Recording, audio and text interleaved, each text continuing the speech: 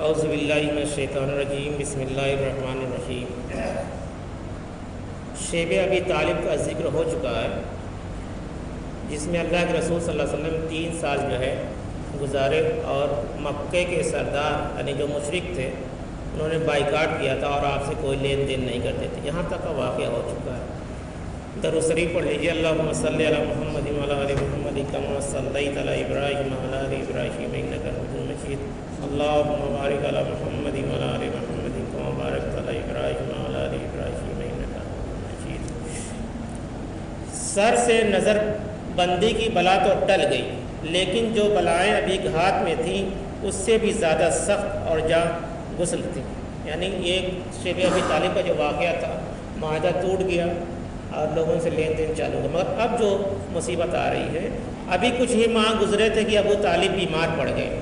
بعض روایتوں کے مطابق 6 ماہ بیمار پڑے رہے، اور کچھ دوسری روایتوں کے مطابق لگ بھگ 9 ماہ بعد حالت بہت نازک ہو گئی۔ قریش کو موت کا گمان ہوا، سمجھ گئے اب چل چلاؤ کے دن ہیں۔ انہوں نے طے کیا کہ ابو طالب کے پاس چلیں اور کہیں کہ زندگی ہی میں ہمارے اور محمد صلی اللہ علیہ وسلم کے درمیان کوئی فیصلہ کر دیں، کیونکہ موت کے بعد اس پر ہاتھ ڈالیں گے تو اہل عرب آڑ دلائیں گے، کہیں گے کہ زندگی میں تو ہمت نہیں ہوئی، اب چچا مر گیا تو یہ شیر بن گئے۔ یہ غیرت تھی ان کے اندر۔ ابو طالب بستر موت پر پڑے تھے، زندگی کے بچے ہوئے سانس پورے کر رہے تھے۔ اسی وقت قریش سے کچھ سردار پہنچے، بولے ابو طالب، ہمارے دل میں آپ کا کیا مقام ہے، اس سے آپ بے خبر نہیں ہیں۔ ہماری تمنا ہے کہ بھتیجے کے بارے میں آپ انصاف کریں، اس سے کہہ دیں نہ وہ ہمارے دین کو کچھ کہے نہ ہم اس کے دین کو۔ ابو طالب نے پیارے نبی صلی اللہ علیہ وسلم کو بلوایا، آپ کے سامنے قریش کی بات رکھی۔ آپ صلی اللہ علیہ وسلم نے فرمایا آپ لوگ صرف ایک فقرہ کہہ دیں اور بس، یعنی وہی پچھلا ایک جملہ کہہ دیں، لا الہ الا اللہ، اللہ کے سوا کوئی معبود نہیں اور میں کچھ نہیں چاہتا۔ یہ آپ صلی اللہ علیہ وسلم نے کہا۔ قریش کون سا فقرہ کہلوانا چاہتے ہو؟ ایک کیا ہم 10 فقرہ کہہ دیں؟ حضور صلی اللہ علیہ وسلم آپ لوگ بس لا الہ الا اللہ کہہ دیں، اس کے علاوہ میں کچھ نہیں چاہتا۔ یہ سنتے ہی غصے سے تلملا اٹھے، پھر وہ ایک لمحے نہیں ٹھہرے، فوراً کہتے ہوئے چل دیے، یہ شخص تمہاری کوئی بات ماننے کا نہیں، یہ شخص تمہاری کوئی بات ماننے کا نہیں، اب اس کے ساتھ جو کچھ کرو سب روا ہے، کسی کو اب ملامت کا حق نہ ہوگا۔ قریش کے اس رویے سے ابو طالب کو سخت تکلیف ہوئی۔ فرمایا جان تم نے کوئی غلط بات تو کہی نہیں، پھر یہ لوگ کیوں اس قدر اکھڑ گئے؟ چچا ابو طالب کے اس جملے سے حضور صلی اللہ علیہ وسلم کی کچھ امید بدی، موقع سے فائدہ اٹھاتے ہوئے فرمایا آپ صلی اللہ علیہ وسلم نے فرمایا چچا جان، قریش نے تو میری بات ٹھکرا دی، مگر آپ تو نہ ٹھکرائیے، آپ ہی یہ کلمہ پڑھ لیجئے، قیامت کے دن میں آپ کی حق کے میں گواہی دے سکوں۔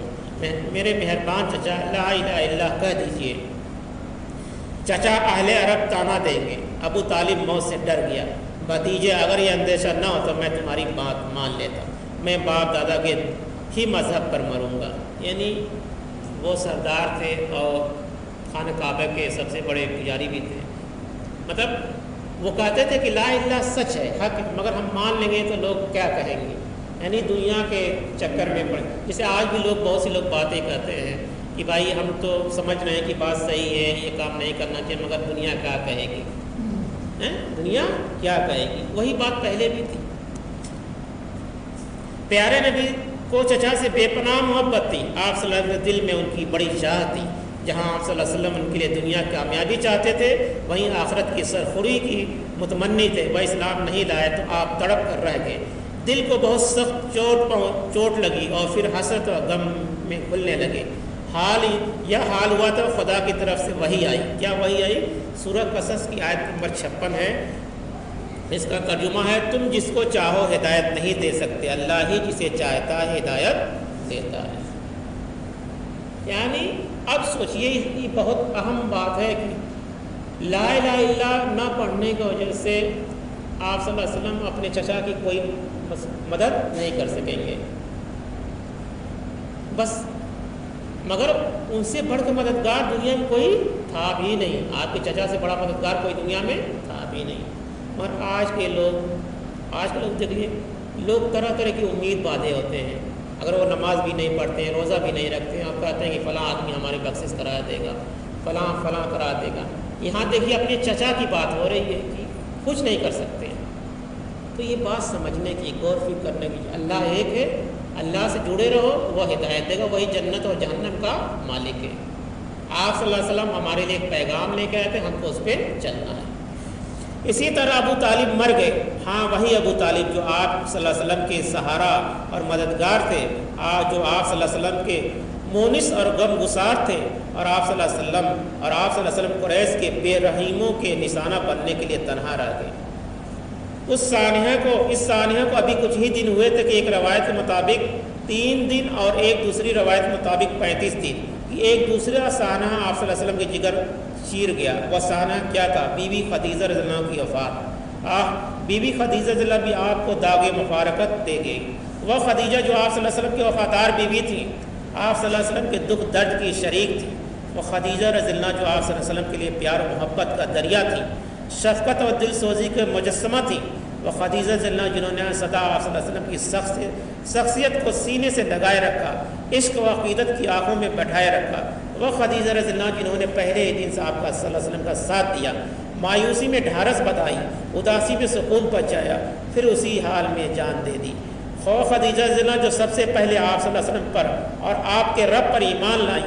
وہ خدیجہ رضی اللہ جن کو رب نے، خود رب نے سلام کہلایا اور جنت میں موتیوں کا محل مزدہ سنایا۔ ابو طالب اور خدیجہ رضی اللہ کی موت کیا تھی؟ ایک سہارا تھا جو ٹوٹ گیا، ایک قلعہ تھا جو ڈھہ گیا، لیکن اب نور اسلام مکہ سے باہر پھیلنا شروع ہو گیا تھا۔ اب ناممکن تھا کہ مشرکوں کی پھونکوں سے یہ چراغ گل ہو جاتا، چاہے وہ کم ہو یا زیادہ، کمزور ہو یا زور آور، اللہ کا فیصلہ تھا۔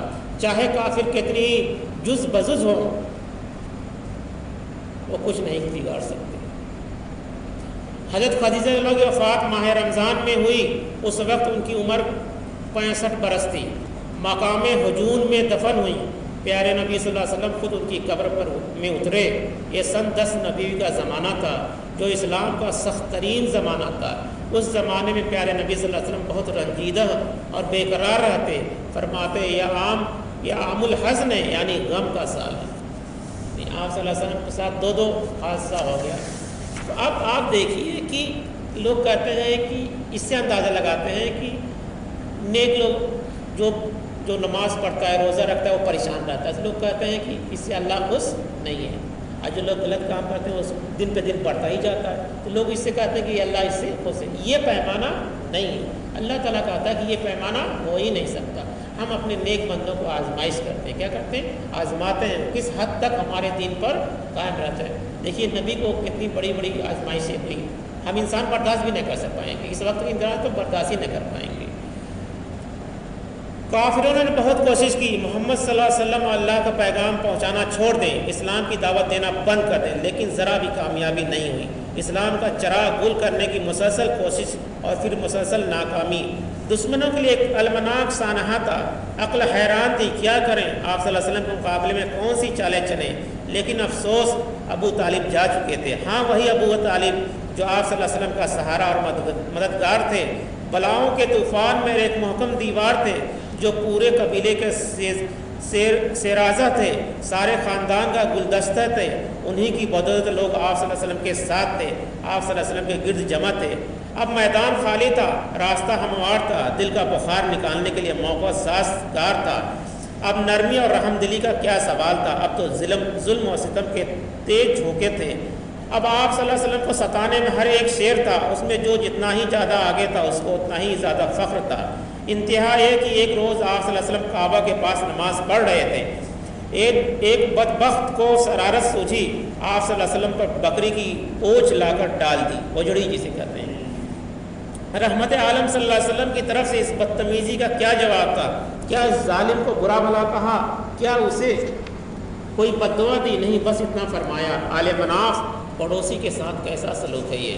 ایک دفعہ آپ صلی اللہ علیہ وسلم کہیں جا رہے تھے، کسی بدبخت نے سر مبارک پر خاک ڈال دی، یعنی مٹی۔ آپ صلی اللہ علیہ وسلم اسی حال میں گھر آئے، بیٹی فاطمہ رضی اللہ نے دیکھا تو دوڑ کر پانی لائی اور آپ کے سر کو دھونے لگی۔ وہ آپ پانی گرا رہی تھی اور اس میں گرم گرم آنسو ملا رہی تھی۔ باپ کی مظلومی کا اس کا جگر چیر رہی تھی، قریش کی بدسلوکیوں کو تڑپا رہی تھی، اور آپ صلی اللہ علیہ وسلم انہیں تسلی دے رہے تھے، بیٹی رو نہیں، خدا تمہارے باپ کی مدد کرے گا۔ ابو لہب اور ابو طالب کی وفات ہوئی تو وہ کچھ دنوں خاموش رہا، پھر پہلے سے بھی زیادہ بے دردی سے ستانے لگا۔ اس نے اور اس کی بیوی نے تو اتنا تنگ کیا کہ خدا کی پناہ ناک میں دم کر دیا۔ اور ابو جہل وہ تو رات دن گھات میں رہتا، کبھی وہ باشوں کو پیچھے لگا دیتا اور وہ خوب ستاتے، کبھی گنڈوں کو اشارہ کر دیتا، وہ اپنی بدتمیزیوں کو مظاہرہ کرتے، کبھی کچھ کمینوں کو لے کر بیٹھ جاتا۔ جب آپ صلی اللہ علیہ وسلم نماز پڑھتے یا آتے یا طواف کا ارادہ کرتے تو وہ بدبخت آپ صلی اللہ علیہ وسلم کو مارنا چاہتے، آپ صلی اللہ علیہ وسلم قتل کی اسکیم بناتے، حضرت ابو بکر رضی اللہ عنہ روکتے، ان کی حرکتوں کو بیزاری اور نفرت کا اظہار کرتے، بہت ہی حسرت کے ساتھ کہتے، کیا کسی کو محض اس بات پر قتل کرو گے کہ وہ کہتا ہے کہ میرا رب اللہ ہے، حالانکہ وہ اللہ کے پاس سے واضح نشانیاں لے کر آیا ہے۔ نتیجہ ظاہر تھا، ابو بکر رضی اللہ عنہ بھی ان کی اذیتوں سے نہ بچ پاتے، سب چاروں طرف سے ٹوٹ پڑتے، بے تحاشا مارتے کہ آئندہ ہونٹ ہلانے کی جرت نہ کریں اور اپنی ناپاک حرکتیں آزادی سے جاری رکھ سکیں۔ مگر ابو بکر رضی اللہ عنہ ماننے والے کب تھے؟ وہ جانتے بوجھتے بھی اپنی جان خطرے میں ڈال دیتے، ان کو اپنی جان سے زیادہ آپ صلی اللہ علیہ وسلم کی جان پیاری تھی، پھر ماننے کا سوال بھی کیا تھا۔ دوست کے لیے ہر چوٹ ان کے لیے آرام جاں تھی، ان کی روح کے لیے راحت کا سامان تھی، اور آپ صلی اللہ علیہ وسلم کا کیا حال تھا؟ بہت ہی درد و حسرت کے ساتھ فرماتے، خدا کی قسم جب تک ابو طالب زندہ رہے قریش مجھ پر ہاتھ نہ ڈال سکے۔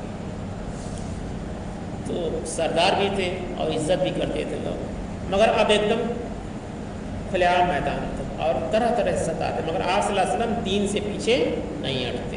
یعنی اس طرح کی پریشانی اس وقت کوئی مسلمان برداشت ہی نہیں کر پائے گا، یہ بھی جان لیجیے۔ تو اب تھوڑی بڑی ہلکی سی پریشانی آ جاتی ہے تو مسلمان گھبرا جاتا ہے، تو اس سے سبق حاصل کرنا چاہیے اور دین پہ ایک دم قائم رہنا چاہیے، اس سے ہٹنا نہیں چاہیے۔ آپ صلی اللہ علیہ وسلم کبھی لا الہ الا اللہ سے منہ پھیرا نہیں، کتنی بھی مصیبتیں، کتنی بھی پریشانیاں، سب لوگوں نے ساتھ چھوڑ دیا۔ 3 سال تک آپ کو بائیکاٹ کیا گیا، آپ کے ساتھیوں کو بائیکاٹ کیا گیا، مگر کسی نے چھوڑا نہیں، اور ہر حال میں نماز بھی پڑھتے رہے۔ یہ بھی بات ہے، ہر حال میں چاہے لوگ گالی دیتے رہے، اجڑی رکھتے رہے، پتھر مارتے رہے، مگر آپ نے نماز نہیں چھوڑی، اور آپ کے ساتھیوں نے بھی نماز نہیں چھوڑی۔ تو اللہ کا سب سے بڑا فرض ہے انسانوں کے اوپر کہ وہ نماز پابندی کے ساتھ پڑھیں۔ اللہ تعالیٰ سے دعا ہے کہ ہم لوگ حضور صلی اللہ علیہ وسلم کے نقش قدم پہ چلنے کی توفیق عطا فرمائے، آمین آمین ثم آمین۔ سبحان اللہ بحمدہ، سبحان اللہ بحمدہ، نشہد ان لا الہ الا اللہ ونستغفرک ونتوب الیک۔ سبحان ربک رب العزۃ عما یصفون وسلام علی المرسلین والحمد للہ رب العالمین۔